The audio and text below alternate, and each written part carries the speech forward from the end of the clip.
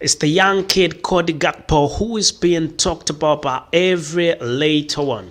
Everybody's talking about CODY GAPKO and him moving to a different club than he is in. Manchester United are more than interested in signing this gentleman, and a lot has been said about this gentleman, but we've brought to you a person who quite understands football to make sure that he brings us, he lets us know more about this transfer and how capable is CODY GAPKO. Anyway, thank you for being part of this. Make it a point to subscribe and ring that notification bell. It's United diehards. Do not forget to subscribe. So you already know that after Cristiano Ronaldo leaving Manchester United, it was actually sparked off by an interview. It was sparked off by an interview with Piers Morgan. It was an explosive interview, I must say, where Cristiano Ronaldo talked about a few things about the club, about Manchester United, and it came out that some of the things possibly were true. The fact that the Glazers are in to sell, it leaves a lot, it says a lot. The Glazers have come out and said they are ready to sell, and it will be remembered that Cristiano Ronaldo came out also and said the Glazers are not investing quite a lot. However, I will let this gentleman I'm with today to let us know, because Manchester United invested in something like £200 million for starters. How is that not enough? That was in the summer transfer, and fans are still saying the Glazers definitely need to be out of Manchester United. Anyway, it is the transfer show, and we talk about transfers right about now, as Manchester United are eyeing CODY GAPKO. CODY GAPKO is being seen as the perfect replacement of Manchester United, but we see them as different players, but possibly he could fill the shoes. The fact that this gentleman, Cristiano Ronaldo, is 37 years old, I don't think he had quite a lot to do compared to this young lad who's still in his youth and playing quite well. Those of you who do not know who he is a very wonderful football player who's been playing for PSV and also the Netherlands national team. And you've seen him in the World Cup. He's played quite well in the World Cup. Anyway, let's dig deep into this. Please let us know what you think about CODY GAPKO. Let my friend let my friend talk much more about CODY GAPKO and what possibly. Anyway, do you see him coming to Manchester United? That's the first thing. I see him coming to Manchester United, yes. I think he's a brilliant young player who's got the world at his feet at this current moment in time, with 11 goals and 9 assists in the league, you know, scoring a further 3 and getting 2 more assists in the Europa League. He's a big, tall, strong lad with a lot of pace. He can link up, he can finish with either foot, you know, and he can almost play as a striker, almost false nine kind of position. He can play anywhere across that front line. He'd be a brilliant signing for Man United, with them obviously terminating Ronaldo's contract after their interview with Piers Morgan.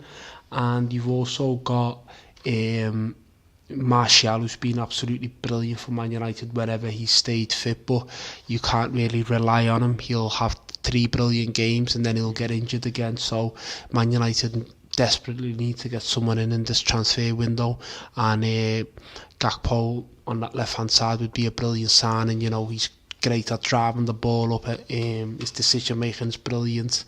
His link-up play has been sensational all season, and it also allow Man United to play Gakpo out on the left, and you know, someone like a Rashford down the middle, and have them inter-swap during the game, which would be a great weapon to have. And if someone like a Martial could potentially get fit during later part of the season, it'd give them all a great opportunity. I just think Gakpo for Man United would be a brilliant signing. Yeah, okay. Thank you for being part of the podcast. So make it a point to subscribe and ring that notification bell so you do not miss it on anything that we definitely have to bring to you as we are in the transfer show talking about transfers. First of all, before we go any further, let's talk a little bit about Cristiano Ronaldo and also what he did. I know it's not of recent, but it's bringing an impact because he's leaving the club. He leaves a big gap in there, and that gap definitely needs to be filled, and that's why CODY GAPKO is coming in. What do you think about Cristiano Ronaldo coming out and saying things about the current manager of Manchester United, Erik ten Hag? Because he said Erik ten Hag is disrespectful. He doesn't respect him at all. What do you think about that? I think it wasn't the right place to go out there and do the interview, and especially with someone like a Piers Morgan who would use it as clickbait.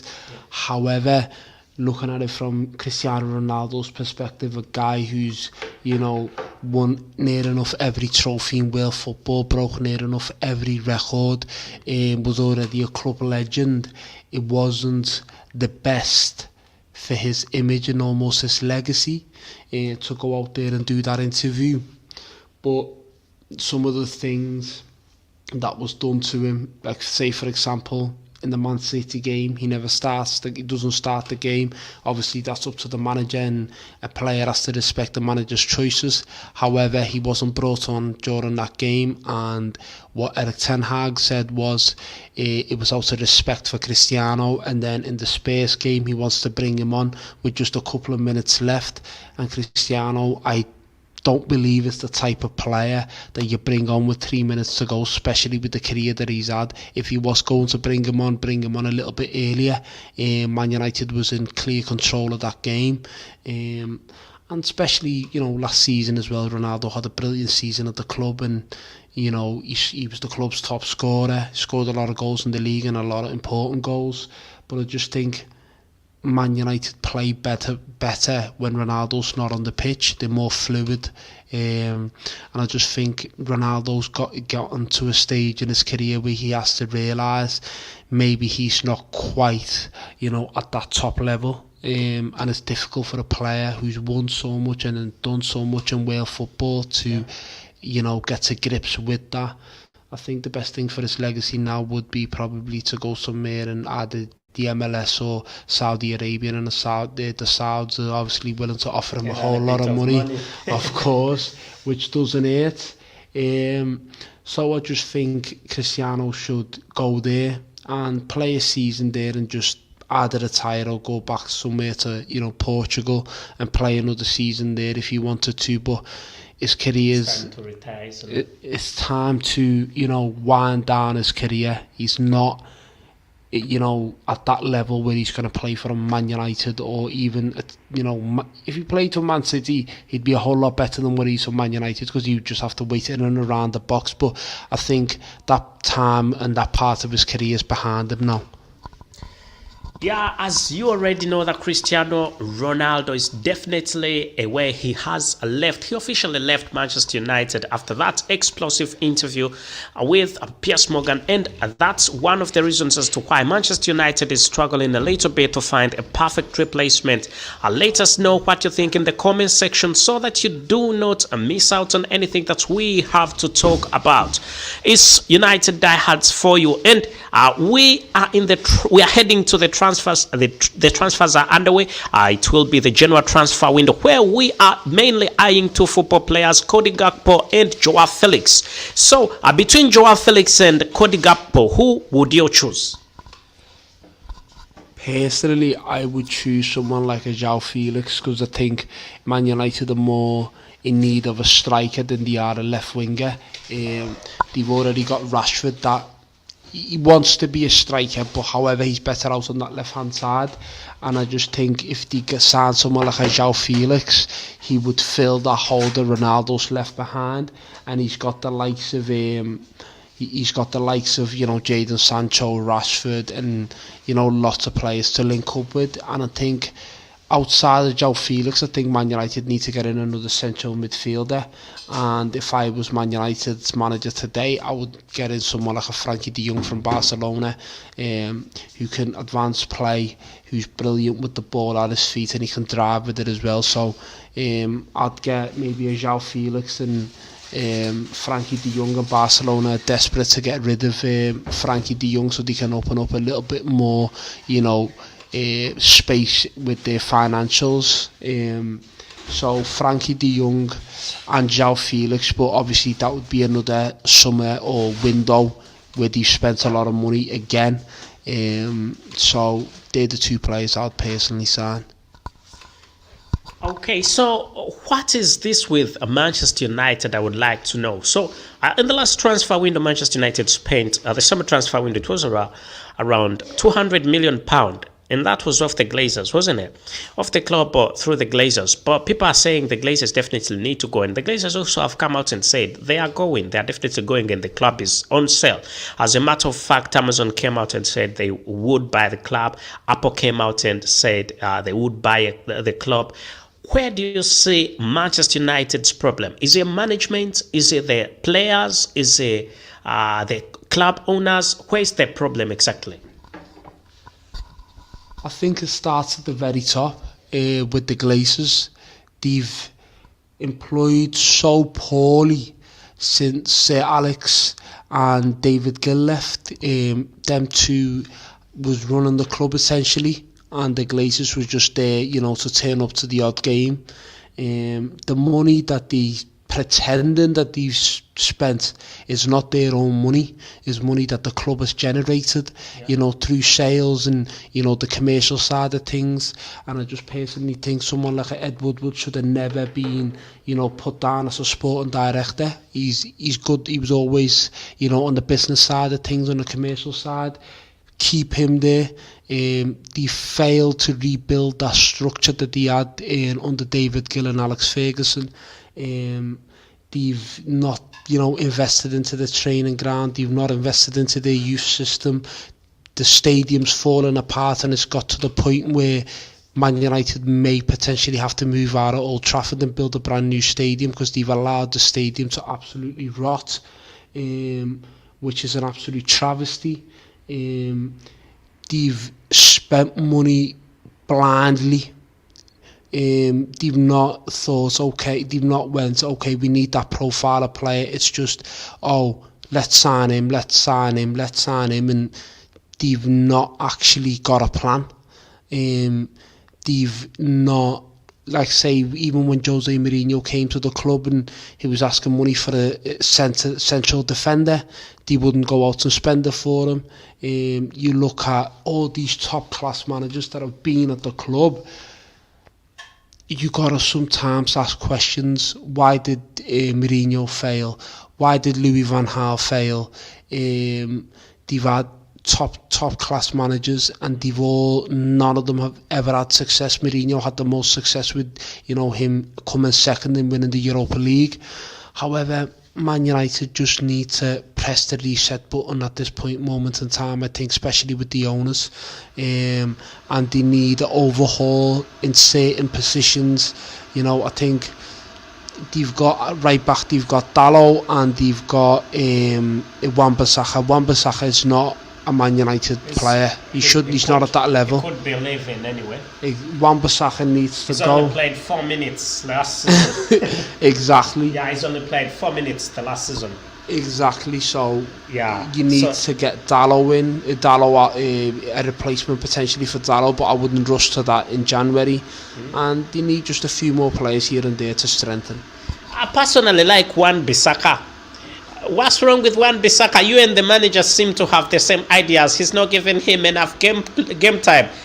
He's actually played only 4 minutes in the whole season since the season started. Just 4 minutes. That's all he's played.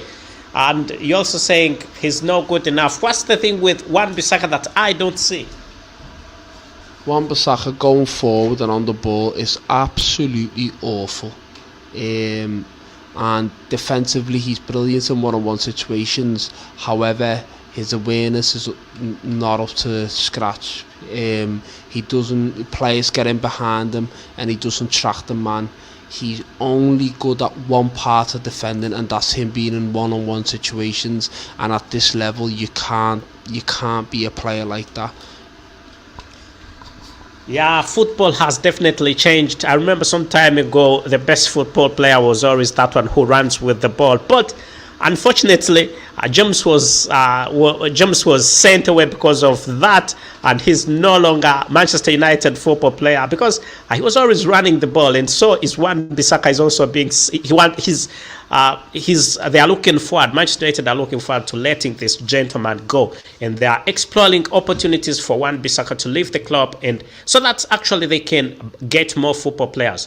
It also came out that Erik ten Hag came out and said it will be a great opportunity for the club if the GAPKOs sell, because that will come up with quite new investment and different approaches of the way football is played, and different investments will actually be done.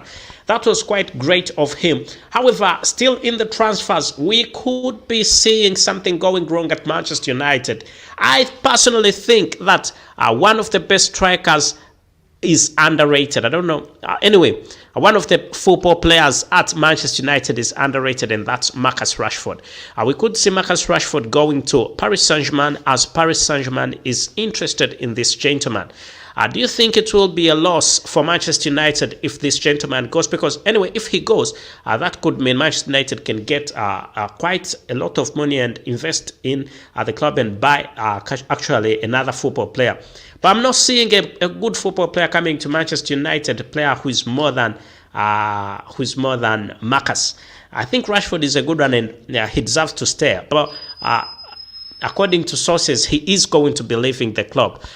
What do you think about Marcus Rashford and him leaving Manchester United? Obviously, Marcus Rashford's a good player, but I just think his development has kind of stunted. He burst on the scene at the age of 18 years old, and he looked a brilliant player, but he's obviously been riddled with injuries and whatnot. But I just think if the right kind of bid comes in for him, I'd personally accept it. I think his decision making at times is awful, and I just think if he was to get the right bid from, say, someone like a PSG, I would take it, but maybe just not now at this point in the season. You're in the middle of the season. You don't want to get rid of Marcus Rashford unless you've got an immediate replacement. But if the right kind of bid comes in the summer, I'd strongly, I'll take it into consideration. And if the money is good, it's bye-bye. Off you go, mate. Get on that flight to Paris. It's a bit challenging for Marcus Rashford. One of my favorites, one of my best football players is Marcus Rashford. But Manchester United are saying he's not good to stay. And however, PSG is saying you can come, Marcus Rashford. You can definitely come. But what's the Paris Saint-Germain is seeing in this gentleman that everybody else is not seeing? I just think he's got some good physical attributes. He's got raw pace, he's got strength, power. However, it's just that Man United coming in from that left-hand side, he's just not been up to, scratch at times. He's had poor games, he's gone missing in games, and I just think he thinks he's a striker that can play down the middle. But when he has played there, he can't play with his back to goal. He's got deficiencies in his game, but obviously he's been on the scene since the age of 18. You would have thought at this point he would have developed the skills that he needed to be a striker. And I just think his development has been stunted through, injuries and whatnot. And if he does end up at PSG, he would he'd have to be competing on the flanks. They've already got Leo Messi, they've got Kylian Mbappe, they've got Neymar. So he would be a backup to them. And if he's willing to be a backup at this stage of his career, to me that says a whole lot. It says that he's not a very ambitious player, or it just tells me that Leo Messi's leaving at the end of the season. So we'll just have to wait and see. But anyways, it's not something, if I was Man United, I'd be thinking of anytime soon. I don't think you should try and sell a player like Marcus Rashford in the January transfer window.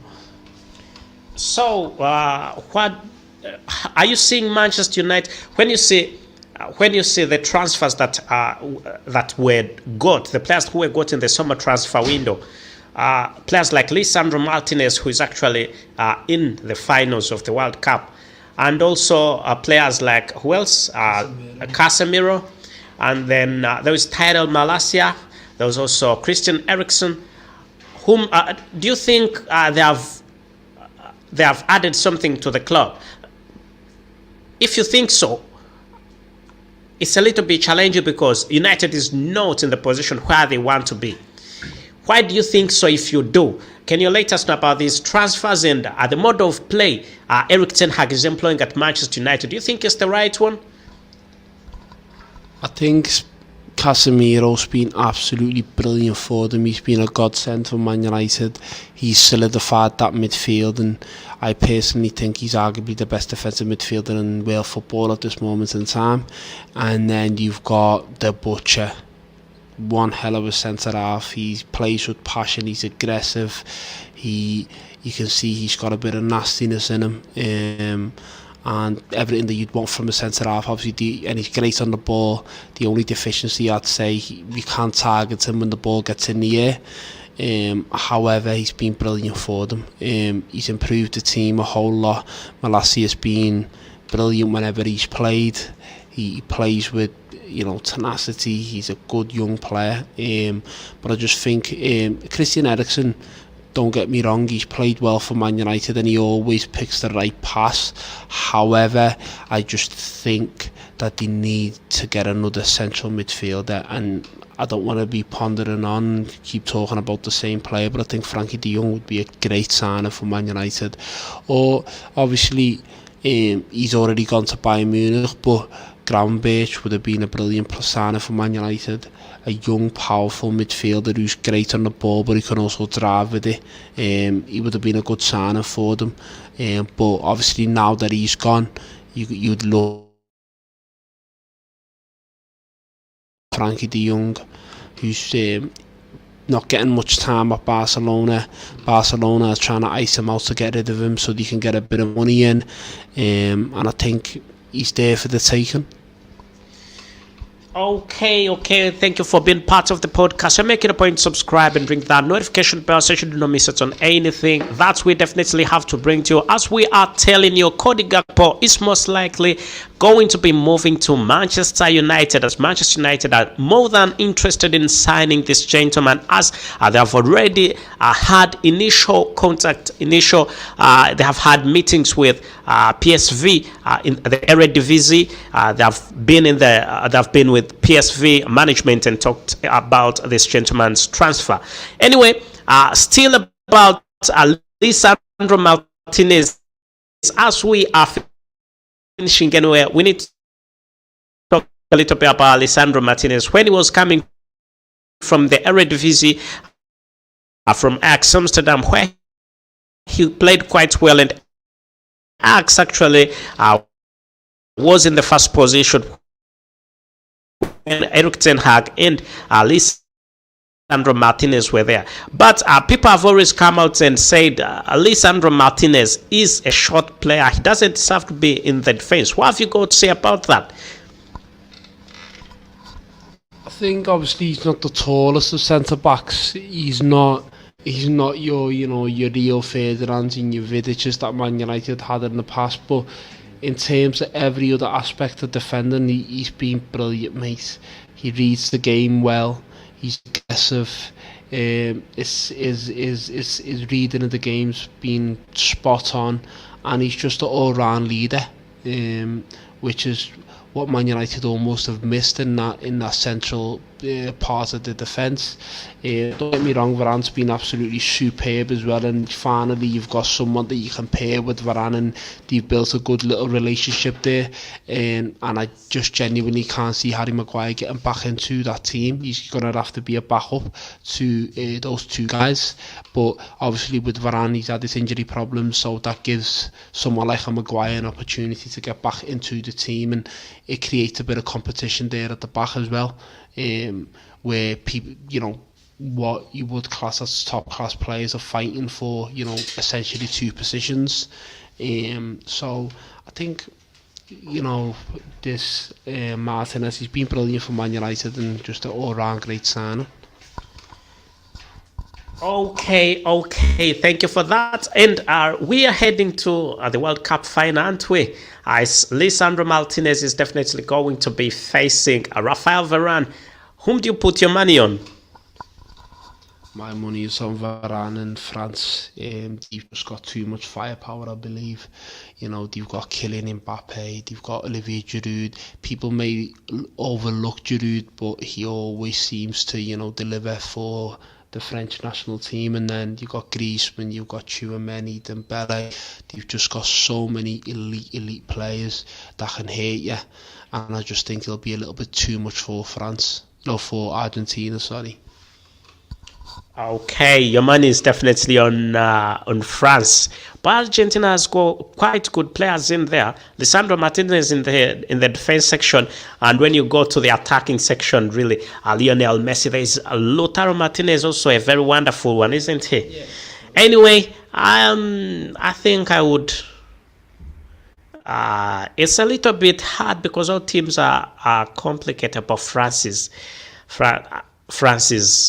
definitely another class. But it's full of wonders. Like in the World Cup, when you see the teams that definitely went off and which clubs, which teams beat them.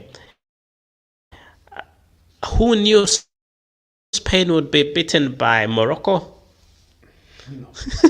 No one. Anyway, I thank you for being part of the podcast. Make it a point, subscribe and ring that notification bell, as we have been in the transfer show right here at United Diehards.